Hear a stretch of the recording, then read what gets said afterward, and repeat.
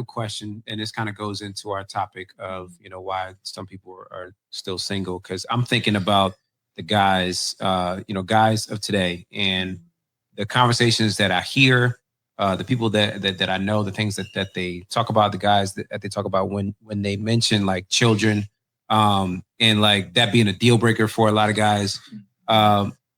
What was it that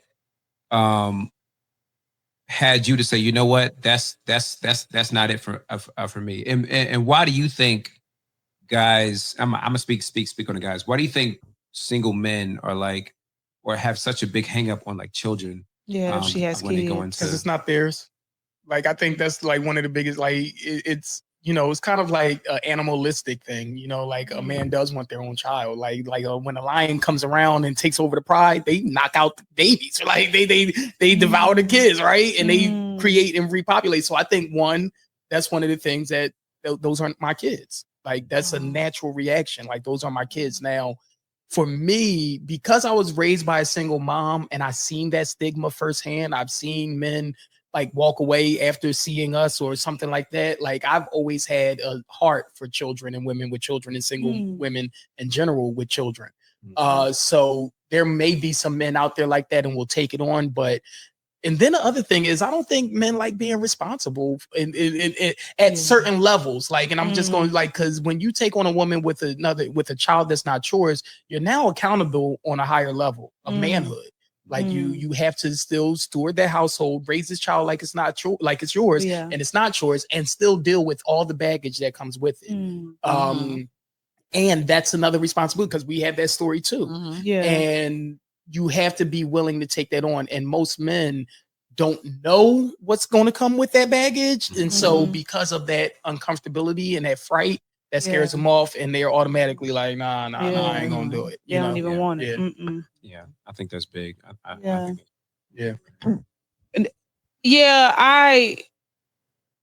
definitely agree with you what you're saying, because I have a stepfather, so like I he obviously made the choice, knowing that but I think that it's another way too that we you make the pool smaller. Like we be like, I feel like some things, because first of all, that's not a red flag.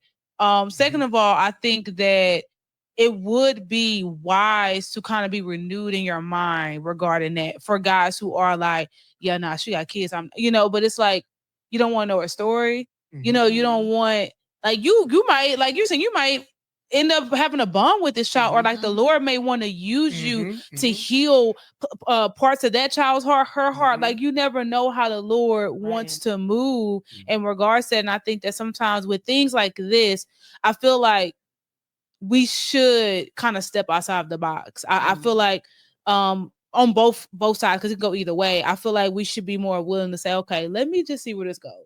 Not just completely, because I don't know if we realize the percentage that you knocking out. Because the pool already the pool. And so for you to say no kids, that pool becomes smaller than a baby pool. And so, we gotta be that's real. And also I think too, being renewed in the mind with the men, because sometimes I feel like they strip away women's worth with it too. It's like, oh no, she's not worthy of me. Like, first of all, come on. You know what I'm saying? So I feel like it's a lot of renewing of the mind when it comes to children. They're not baggage. They're not red flags. Like, and I like how you say renewing of the mind, because what you made me think of is like, we all have our own paradigms. We all grow up a certain way, right? And so like, both my brother and I had affinity. Like, if a woman had a child, it was never a red flag to us because of how we were raised by a single mom.